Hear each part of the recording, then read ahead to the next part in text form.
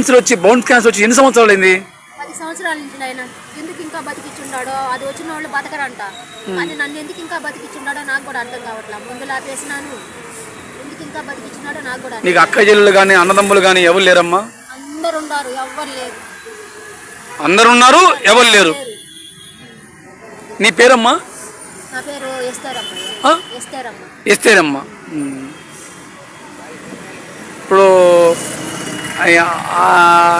ఈ ఆఖరి నిమిషంలో నువ్వు ఏమనుకుంటున్నావు? భగవంతుని ఏమని ప్రార్థించాలనుకుంటున్నావు భగవంతుని? నేను ఎవరికైతే ఏం అన్యాయం చేయాలో నాకు తెలిసి, కానీ ఏమన్నా పోయిన జన్మలో ఏమన్నా పాపం చేస్తుంటాను. పాపం చేసిన వాళ్ళకే కదా ఈ రోడ్ల బతికిస్తాడు భగవంతుడు, చేసిన కర్మలకే కదా. అది అనుకుంటుండా ఇంకా మీదట కర్మలు చేయకుండా అయినా నన్ను మీ దగ్గరికి తీసుకొని అయినా అక్కడ ప్రార్థిస్తున్నాను. భర్త చనిపోయాడు, బౌన్ క్యాన్సర్ వచ్చింది, పిల్లకాయలు వదిలేశారు, అందరు ఉన్నారు, అందరు లేదు, ఉన్నా కూడా లేరు.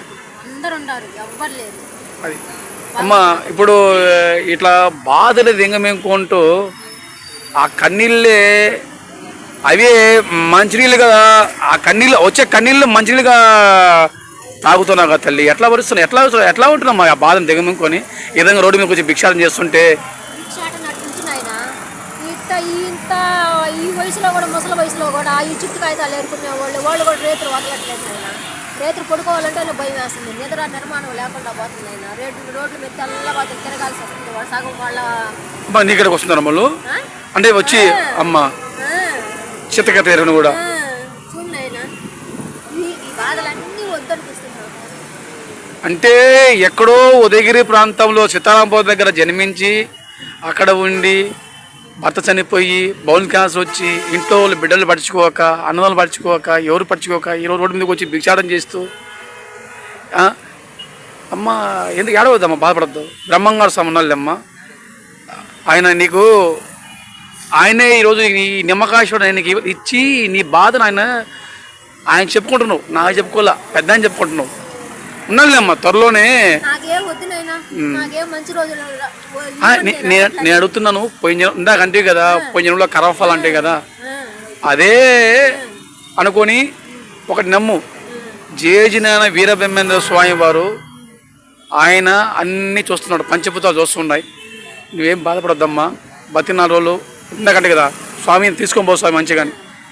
ఇది కలియుగంలో పాపాతులు అలాగే ఉంటారు, కామ కోరికలతో ఆ స్త్రీమూర్తిని రకరకాలు చూస్తుంటారు దుర్మార్గులు, తల్లిగా చూడటం లేదు. ఈ వయసులో నీకు క్యాన్సర్ వచ్చి బాధపడుతూ ఈ విధంగా ఉంటే చెత్త కాగితాలు ఎరగడం కూడా మరి వాళ్ళకి ఎందుకంత అంత దుర్భాగ్యులు వాళ్ళకి కూడా అమ్మా.